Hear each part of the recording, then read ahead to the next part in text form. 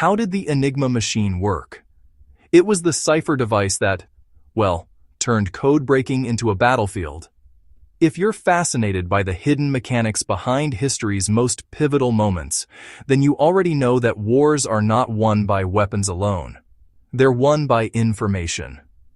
And few devices symbolize the power of secret intelligence more than the Enigma Cipher system. For historians, enthusiasts, and curious minds alike, understanding how this machine worked isn't just about technology. It's about decoding one of the greatest intellectual battles ever fought behind the scenes of global conflict.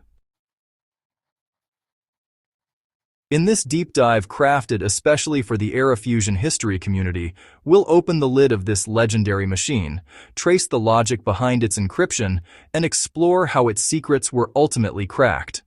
By the end, you won't just know what Enigma was, you'll understand why it changed history. The Enigma machine did not begin as a military invention. It was originally patented in 1918 by German engineer Arthur Scherbius as a commercial encryption device meant for businesses that wanted secure communications.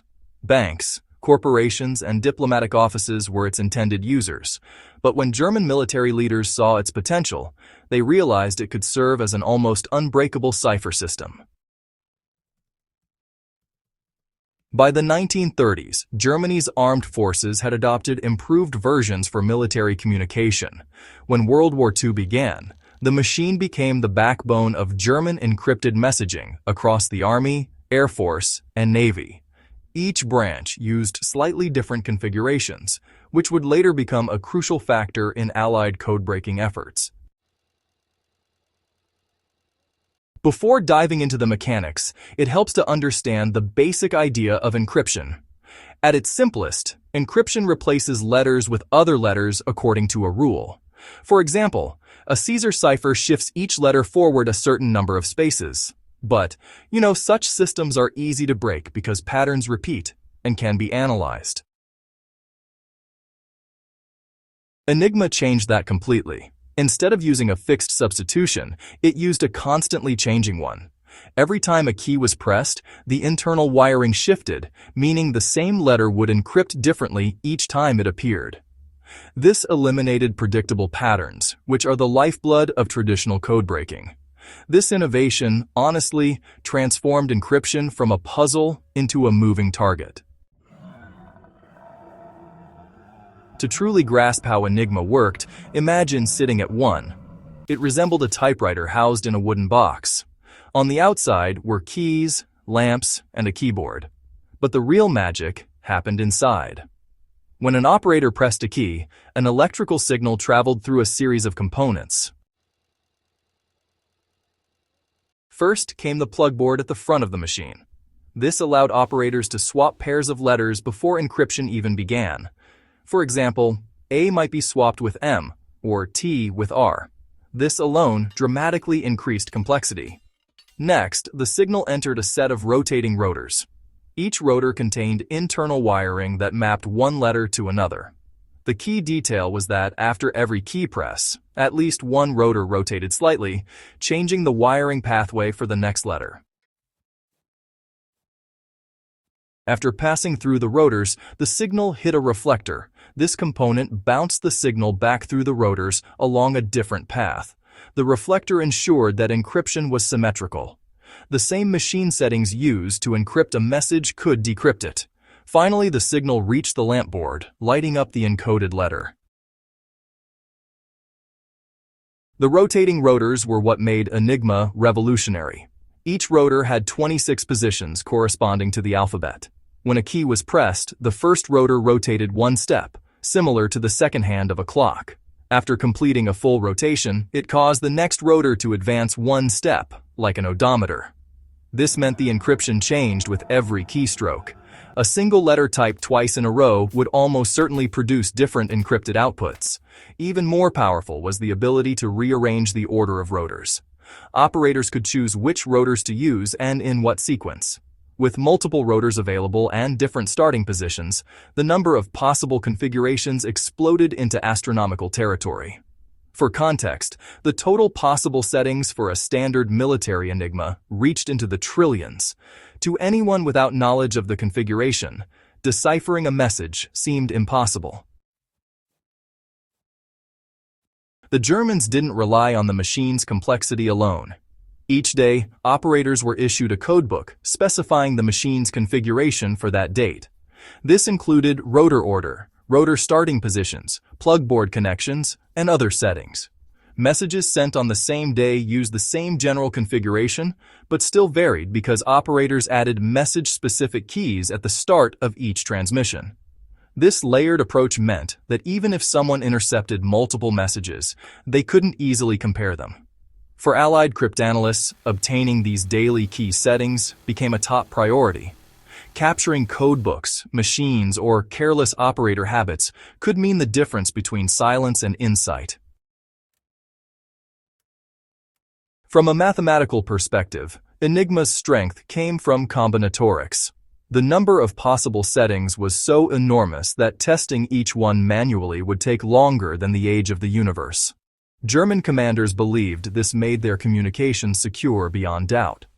Confidence in Enigma was so strong that critical military plans, including submarine operations, were transmitted through it.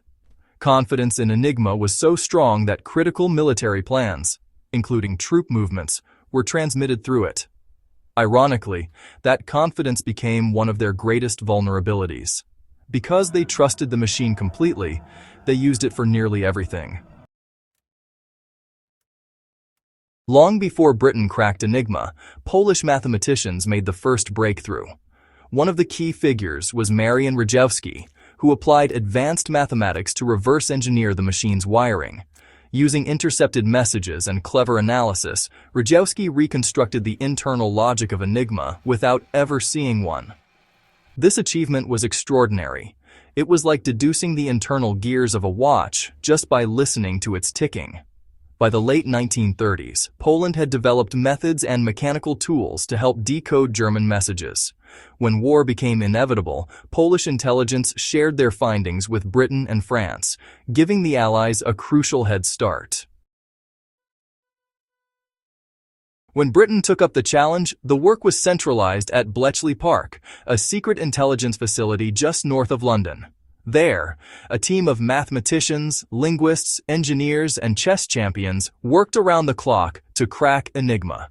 Among them was Alan Turing, whose brilliance really helped transform codebreaking into a mechanized science. He and his colleague, Gordon Welchman, designed electromechanical devices that could test possible Enigma settings at incredible speed. These machines didn't just guess randomly, they exploited logical weaknesses in how German operators used Enigma, like predictable message formats or repeated phrases. By narrowing down the possibilities, they could identify correct settings way faster than brute force ever could.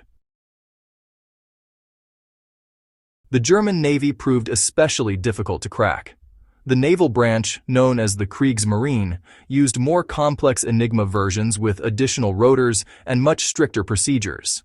This was critical because naval messages controlled U-boat submarines hunting Allied ships out in the Atlantic.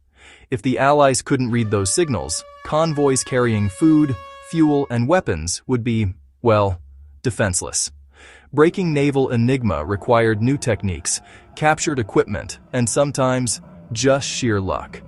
When successful, it allowed Allied commanders to reroute ships away from submarine patrols, saving thousands of lives and tons of supplies. Despite its brilliance, Enigma wasn't perfect. Several design flaws and human habits made it vulnerable. One flaw was that no letter could encrypt as itself. If you typed A, it would never produce A. While this might seem harmless, it actually gave cryptanalysts a clue.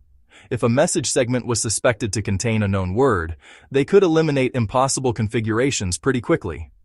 Another weakness came from operator behavior. Humans are creatures of habit, and German radio operators sometimes reused message keys or picked predictable ones. Small shortcuts taken under pressure created patterns that Allied analysts could exploit. In cryptography, even tiny mistakes can unravel massive systems.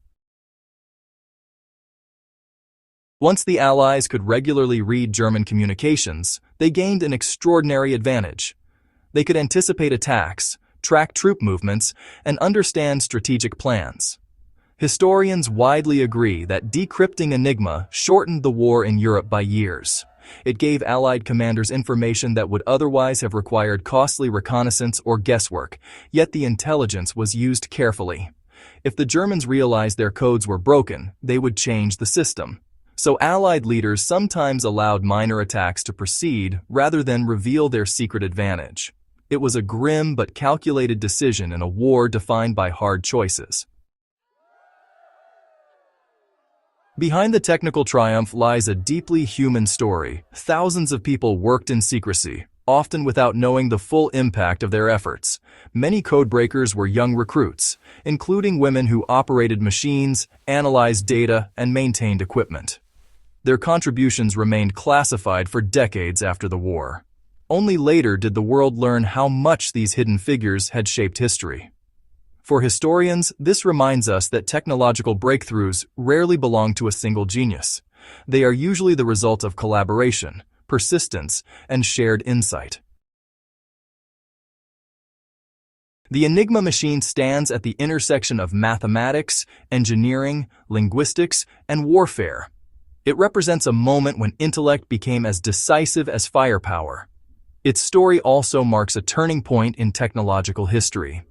The code-breaking methods developed to defeat it laid foundations for modern computing and cybersecurity. Concepts pioneered in those secret rooms now influence everything from online banking to encrypted messaging apps. For history enthusiasts, Enigma is more than a machine. It's a symbol of how knowledge can shift the balance of power.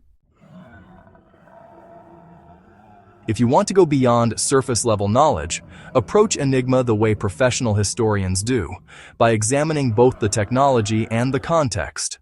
Study replica diagrams to understand signal flow, compare different military variants to see how security evolved. Read declassified intelligence reports to observe how analysts interpreted intercepted messages. And most importantly, analyze the decision-making on both sides. Understanding why leaders trusted or doubted the system reveals as much as the machine itself. When you examine Enigma this way, it stops being just a device and becomes a living historical system shaped by human choices. The Enigma machine wasn't merely a clever invention. It was a battlefield in its own right. A silent war of minds fought with logic instead of bullets. Its complexity challenged the greatest thinkers of its era, and its defeat required creativity, cooperation, and relentless determination. For those of us passionate about history, its story is a reminder that behind every headline event lies an invisible layer of strategy and intellect. Wars are remembered for battles, but they are often decided by information. If you love uncovering hidden history like this, don't forget to subscribe to Era Fusion History and share this article with fellow history buffs. The past is full of secrets, and together, we'll keep decoding them.